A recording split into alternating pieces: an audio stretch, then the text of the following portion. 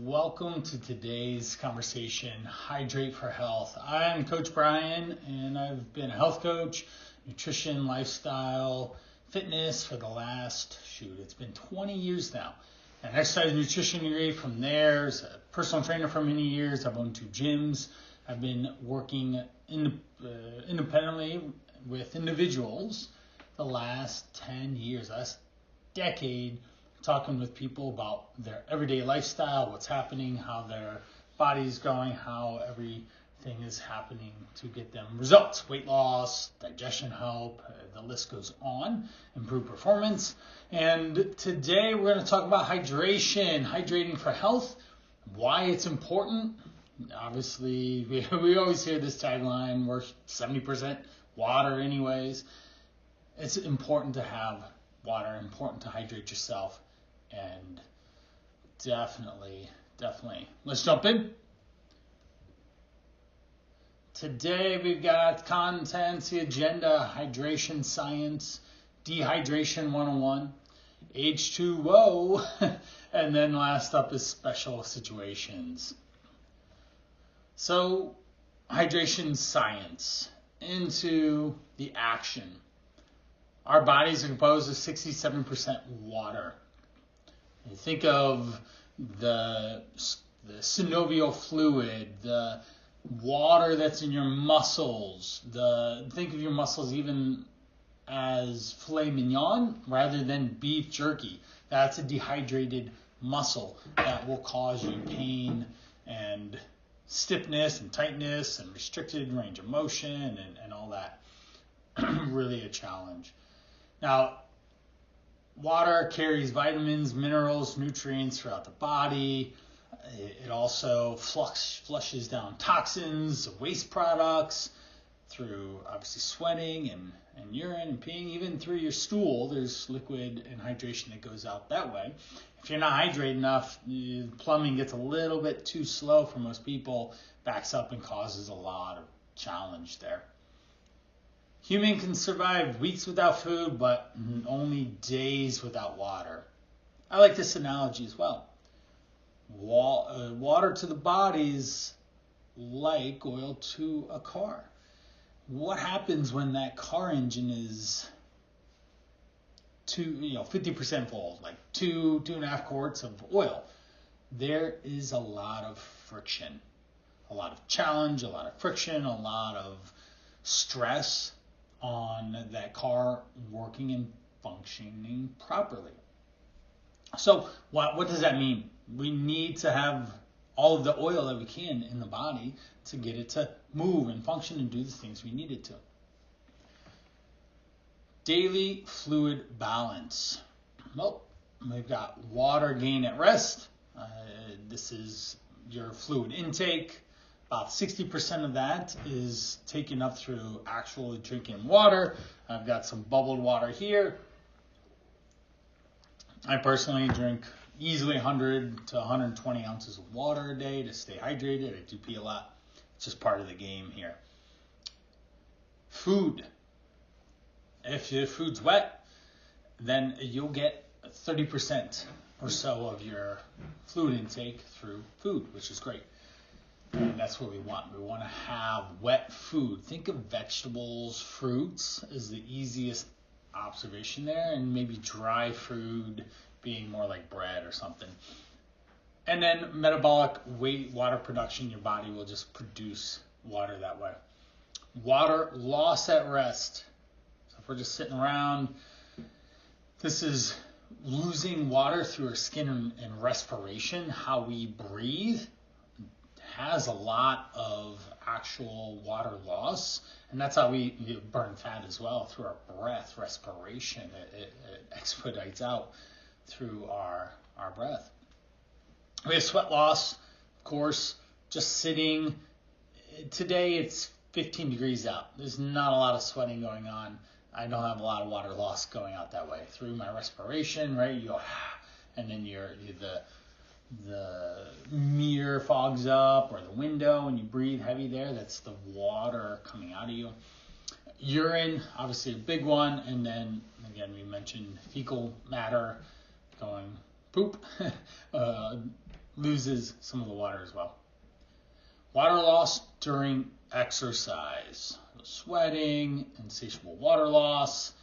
Obviously, if we're out running around, pumping those arms, we're going to sweat a lot more. The degree at which the temperature is will directly impact your ability to clear off that heat in your body. You'll sweat a lot more if the temperature, the humidity is high. And then we have other water loss happening outside of perspiration, again, through breath and urine production and all. We have sodium versus fluid, blood osmolarity, and then blood plasma volume. Our kidneys do an amazing job of fluctuating the water, the osmolarity, the plasma, the sodium balance. It does an amazing job doing that. Our body is very much balanced, right? A pH of 4, right in the middle there. And so what we want to make sure that we're doing is when we have pH of 7, when we're at our body will naturally secrete oxidation or alkalinity, and our kidneys will do an amazing job maintaining that balance.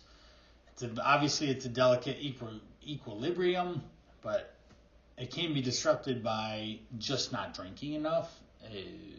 Super duper hot environments, super dry environments, being ill.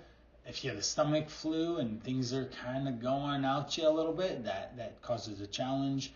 Behavioral choices, just drinking all coffee, not drinking water regularly throughout the day because you're busy or in meetings. All these things start to impact some of this balance that your kidneys do. I'm curious. Chat box is open for you. Certainly leave a comment below. How many glasses of water do you typically drink in a day? For me, I already shared.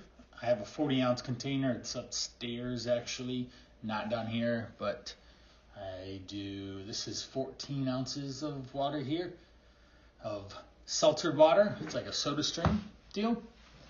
But I'll drink 40 ounces before noon, 40 ounces before dinner, and sometimes even up to 40 ounces before bed. And yes, I do pee a lot in the middle of the night. That's okay. I am well hydrated, and that helps my body function to the degree that it is. I move a lot as well, and that causes more reasoning to drink more. We have someone, they're only like 30 to 40 ounces of water. And one person thinks he drinks more coffee than water in a day. We've got a Diet Coke addiction here too, and they drink more Diet Coke than they do with water. Those are obvious challenges. We got another person. It's 64, right? That's the main number that we hear regularly for people to consume. And we got someone else over 100. They're actually an active person, and they have paid the price of dehydration. All right, excellent. We'll have some strategies for you non-water drinkers coming up. How much water? U.S. metrics are for men 15.5 cups or 3.7 liters. A liter is 33 ounces. So that's about 120 ounces. For women, we've got 11.5 cups. Those are 8-ounce cups. 2.7 liters. That would be about 80 to 90 ounces. If you're familiar with that. The World Health Organization for men is lower at 10.6 cups, 2.5 liters. Women 9.3 cups and 2.2 liters. The World Health Organization, the men and women are a lot similar, whereas in the U.S., a bit higher than the average. All right. Increase your intake if you're moving your body, you're exercising, you're walking, you're sweating. If you live in a hot, dry environment, think of the southwest of America. I remember a time when we went to Sedona. We did the Pink Jeep tour. Tons of fun. It was in the afternoon, started around 2, 3 o'clock. I thought I was good on water, but about 3/4 of the way through that trip, I was, man, I'm kind of feeling a little bit off. I wasn't sweating at all, but man, that water was just coming out of me. Knowing that, I was able to drink more right after I got done, realizing, hey, I'm probably dehydrated. And knowing that we still had a couple more days in that area, I need to increase my fluids, especially earlier on. If you're pregnant or breastfeeding, you're serving for 2. So that could imply that at least 100, maybe even 120 ounces of liquid for pregnant and breastfeeding. Certainly mother's milk is really important to have plenty of that available. Liquid hydration in the body to produce the milk, have it there. If you have to take diuretics, that would be really important to make sure you're drinking plenty of water.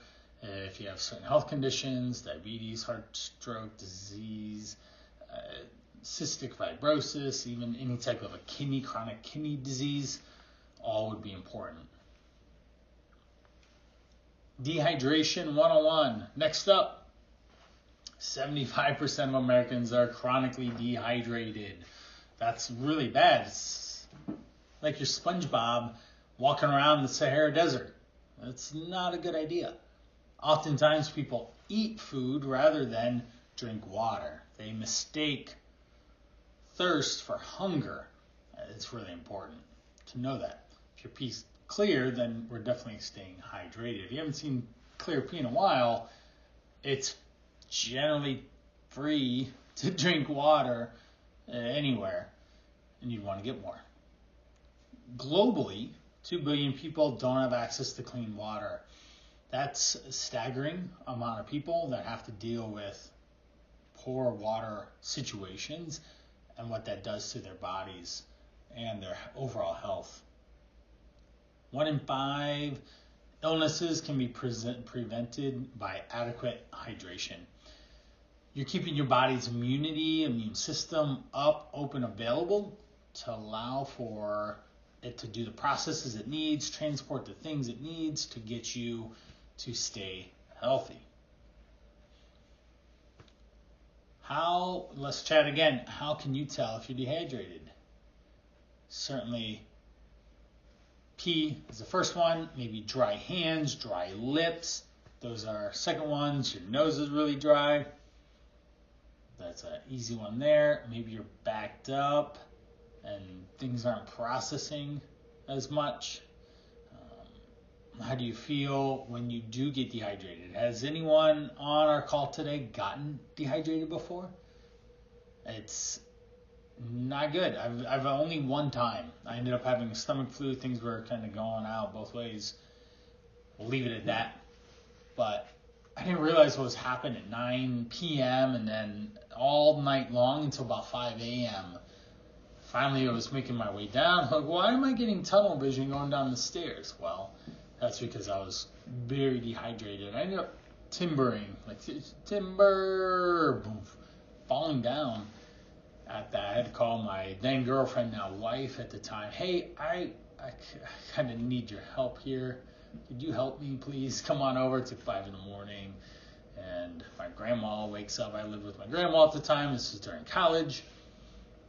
She's like, why is Amber over here? And it's like, I don't feel very well. She's like, oh, goodness. Dehydration can limit you quickly. You don't feel well. You don't want to do anything if you're dehydrated. Common symptoms of actually being dehydrated. Well, we have thirst, dry mouth, fatigue, headache, dizziness, lightheadedness, muscle cramps, constipation, dark colored urine, sunken eyes, your eyes just feel recessed, low blood pressure. These all then cause other issues in the human body, like increasing your risk of disease, illness, or passing out. Some of the consequences when you get to these states are reduced focus, of course. You just can't concentrate on anything productive. Your impaired physical ability. You just can't function. You can't do the same things. You can't lift something up that you may have been able to do. You can't walk as far. Decreased cognitive functions. You're not thinking clearly. You're forgetting things. Increased risk of medical conditions, kidney stones. If you aren't passing that stuff through, then if we're not processing all the things in the body that are happening and filtering through the kidney, then it all kind of collects, and then out pops a kidney stone. Not fun. I've not experienced one. I don't plan on it. I drink plenty of water every day. Other people have. It's not good. Heat illness, heat stroke, tension headaches, nausea, all can be caused from heat as well. Now we have a dehydration and mood study. Participants were deliberately dehydrated to a mild level, around 1% body loss. This led to significantly increase in negative emotions, particularly fatigue, anxiety, even anger is a big challenge there. It suggests that even a slight fluid deficit can disrupt emotional state. Okay. Even 2 days of not drinking enough, you can just become more irritable or maybe more anxious or low energy. The WHAT system. How do we actually collect data on calculating for water loss itself? Well, we have 3 numbers here. 1, has your body weight before eating, drinking, going to the bathroom decreased by more than 2% your normal weight? If that's a yes, then you get 1 point. Is your urine light or dark colored? If yes, you get another point. Are you feeling thirsty? If yes, you get another point. Therefore, you've already gotten 3 points, and you probably can assume what's happening. We're moving away from our goal here. What system interprets the water interpreted results? 0 to 1, dehydration is unlikely. If you have a 2-point score, partial dehydration likely, will impact fluid intake and training plans for the day, especially if you're planning intense exercise. Okay? So if that's the case, then you need to make sure that you are paying attention. If 3 points, you are very likely to be dehydrated, definitely want to take corrective actions, and it's not drinking Gatorade. Gatorade is primary sugar, not electrolytes. There's a lot of other electrolyte supplements on the market that do really well without sugar. We don't need the sugar. We need the water and maybe some sodium and potassium in there. You also want to discourage doing any strenuous exercise activities or being outside where it's hot and sweaty, because that will add up. All right, urine color from 1, 2, 3 is clear to a faint yellow. 4, 5, and 6 we're kind of in the middle range where we have yellow in the urine starting to trend darker, and then 7 and 8 we're not doing great. So we just look at those, and you can number your urine here by what the color you see. And if it's like 5, 6, 7, 8, you better start drinking quite a bit. Try not to drink so much at one time. You'll end up in the bathroom for the next 3 hours. That's how that is. Large consumptions of water at any one time will result in that behavior. But if you're drinking, I've done the math. If you drink 80 ounces across 16 hours, that's 8 hours of sleep. That's 5 ounces of water an hour. That will certainly not send you to the bathroom, and it's completely reasonable. Go. there you go. There's 5 ounces that you just consumed. If you wait for your body to signal you need water, you probably already dehydrated. So you always want to be proactive about drinking fluid throughout the day to stay on top of it. Hence, carrying a water bottle around works really well. Taking regular timeouts at work to go refill your water, it's okay. You can stop doing work so that therefore you stay refreshed and focused when you are in a heavy work concentrated effort and time. H2O. Let's go through this. How do we actually stay hydrated? I've literally done this with people. Set timers throughout the day to make sure that they are drinking. They are aware. Oftentimes people aren't even aware that they're not consuming enough liquid. Carry a reusable water bottle. That's what I do. It helps having water accessible the majority of the time. Make a homemade electrolyte drink. Certainly could do that with a lot of fruit and vegetables in there to help with, and even throwing a little bit of salt. Eat water-rich fruits and veggies. That's going to be one easy way to stay hydrated. I'll assure you from looking at thousands of people's pictures of food, they don't eat enough wet food, enough vegetables by any means. Sip on herbal teas like peppermint or ginger that can help with getting more liquid in. We've got enjoy a glass of lemon water in the morning. That's just a way to flavor it. There's no magic behind water and lemon in the body. It just makes it taste better. Same thing with putting fresh fruits or herbs can make the water taste that much better.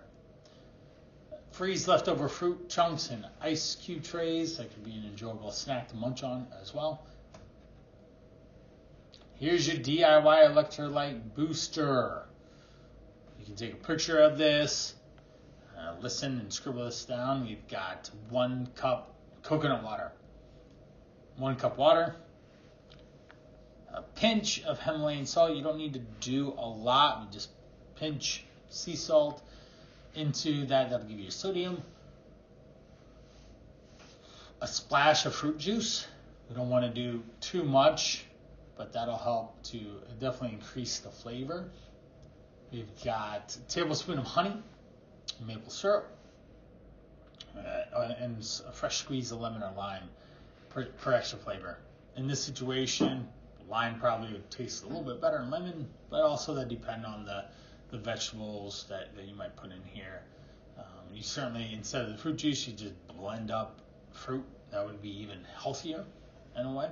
But an easy way to create a done-for-you boost at home. I would also skip going to the Smoothie Kings and all that. Why? Because there's so much added sugar, so much carbohydrates in those drinks. People don't realize they're consuming over 100 carbohydrates and 50, 60, 70 grams of sugar sometimes in those. It's like 400 or 500 calories for a lot.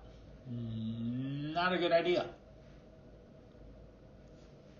Water-rich produce. Cucumbers, celery, tomatoes, watermelon, strawberries, lettuce, cantaloupe, all are very high water content, 90% or above, which is great. Out of these, I eat all of them. I end up eating cucumbers, celery, tomatoes the most. Strawberries would be second. Melons when they're in season. Lettuce, I do a little bit of, but I don't go out of my way to eat a lot of lettuce at the moment. What's the caffeine myth, right? If I drink coffee, does it dehydrate me? Well, although your urine output can increase with caffeine consumption, the actual result on your body fluid balance doesn't appear to be negative overall. Tea and coffee can contribute to substantial sources of fluid in the average day. I totally agree with this. I looked at the study myself, and this has been the advice I've been giving for a decade or 20 years on this. We can include coffee, tea inside the hydration strategy. You just want to make sure that you're not drinking more coffee than you are water. That's probably an easy way to quantify what would be an appropriate amount for you or not. All right. And I'd also say this, as being a nutritionist, health coach, if your coffee is swimming in calories, it may not be your best to get so much of that in. Okay? It may be best that you are focused on having 100 calories or less in your coffee. That would work out really well. Microplastics, tiny plastic fragments from water bottles can trigger an immune response or cause local particle toxicity. That's a big issue that's going to be even bigger here in the next 50 years. All the plastic that we're consuming from we're going to see long-term studies start showing up that probably indicate that it's not great. Invest in reusable bottles. I have my container is steel. I drink out of that. That works really well for me. This is just, I usually will put my seltzer water in this bowl and transfer it out. Today I ran out of time as I was getting ready for this. Heat water in a glass or stainless steel container or even metal. If possible, consider installing reverse osmosis systems if you have the desire, the finances to do so. That can help just filter through any extra particles that may be showing up inside the drink and the liquid. Avoid leaving bottled water in direct sunlight or extreme heat. The heat will break down the plastic in tiny bits, but it adds up over time. So let's chat. What's one thing you will do to improve your hydration strategy today? Is it carrying a water bottle around? Do you have to set reminders? I have one lady, she moves marbles from one jar to the next to remember how much she drank. She's doing remote work and is staying on track that way. We've got, what else? Having flavored waters is a really good way. So those are all really easy to implement. For me, carrying a reasonably sized bottle of water is my best strategy, and I quickly know how much I've consumed by just paying attention to how many times I refilled it in a day. What are some special situations that you may face when it comes to hydration? Hydration for exercise. 2 to 2.5 cups, that would be 8 to 16, 20 ounces of water a few hours before exercising. Great idea. It's getting your body prepped, primed, getting your muscles access to more fluid to fuel and exercise and move your body the way you need. At least 1 cup about 20-30 minutes beforehand or in the warm-up. 1/2 to 1 cup every 15 to 20 minutes during exercise. If it's moderate and cool climate, then we might not need so much, but if it's hot, you probably should double that. Hydration is really important, especially if you're an athlete and endurance and all, then that would be relative to help you understand what you need to do, how you need to stay hydrated to properly function. Because if you go into an activity that's an hour or 90 minutes long and you're out of water, you're going to struggle. I've done that, unfortunately, before. I've had clients do it. John was one of them. He was doing a really long bike ride out in Arizona in the summertime. He started really early, but he didn't pack enough water. By the time he got about 3/4 of the way through, he was out of water and he still had another hour left. It's not a good ratio. So he slowed things down quite a bit to make it back. Hydration for travel. If you're going a long way, important to stay hydrated because the elevation and the flying tube in the sky, the low humidity will cause your body to not stay hydrated. We have tips to stay hydrated. Start your journey off even the day before. Drink more water the day before while you have control over the bathroom usage, Carry an empty bottle. If you carry a full bottle, they'll make you empty it out, TSA. An empty bottle works really well. Sometimes I'll just take a regular plastic bottle and I'll crush it down and I'll carry it around and I'll blow back up, fill it up on the other side, or that's how I transfer water bottles around to save space on my carry-on.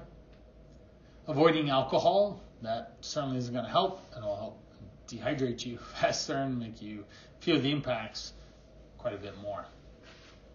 Eat fruit, vegetables, of course. Add more sodium to retain fluids. Taking an electrolyte tab could be a very easy way to do that. If you're ill, more water, more water, more water. This helps to manage your fever, congestion in the lungs or the head with mucus production and keeping it thinner. Digestion is the word I'm looking for. If you're having vomiting or diarrhea, will definitely cause you to dehydrate very quickly. And an electrolyte imbalance, you'll want to be super paying attention to getting liquid type things in there. Water is essential for transporting nutrients, white blood cells throughout the body, and crucial for fighting off infection. Of course, other options include clear broths and herbal teas, just to make it easier. Always, if you're doing a soup, clear broth works really well, helps manage calories too. Unless you're really, really ill and maybe you do need a cream-based broth just to help with calorie consumption. If you're an older adult, 50, 60, 70, 80, you're more vulnerable to dehydration for several reasons. You just don't want to drink. You're not as thirsty, your appetite's less, you eat less water-relevant foods. Temperature regulation is less efficient and effective than you were when you were younger, unfortunately. More likely to take medications that increase dehydration risk. Body temperature changes over time, leaving you less likely to have water in your bodies at the start. Those are some reasons there. You just want to keep your body in the best possible spot it can be in. And water is a simple start. Here is a sheet. If you look at it, it's basically we have a morning, mid-morning, afternoon, evening, workout, special occasions, and your goal. How much, right next to it, just how much water you need to drink in the morning. If most people, I always encourage women to drink 80 ounces and men to drink 100 plus, well, let's do simple math. By 50% of your day should be 40 to 50 ounces of water consumed. If that is, say, noon, just for simple math, then by 10 o'clock you should have 25, 30 ounces of liquid in, depending on when you woke up. By 4 o'clock you should have more like 50 to 70, depending on how much you're totally getting. So coming to a conclusion here with water hydration, staying hydrated is obviously important for your performance, your health, your just feel good, your energy, for body functioning through processing of waste. If you wait until your body signals that you need water, you're probably dehydrated. Adding electrolytes or fluids can help with the absorption and retaining fluid as well. Sodium does that really well, as we know. If you eat a high sodium meal, you might retain some fluid after. Consider adjusting fluid intake based on special circumstances, exercise, age, climate, travel, illness, all of those things. Here's your points, and I appreciate your time today. It was great talking with you about hydration. If you have comments, leave them below. I appreciate you, and thank you for joining me today.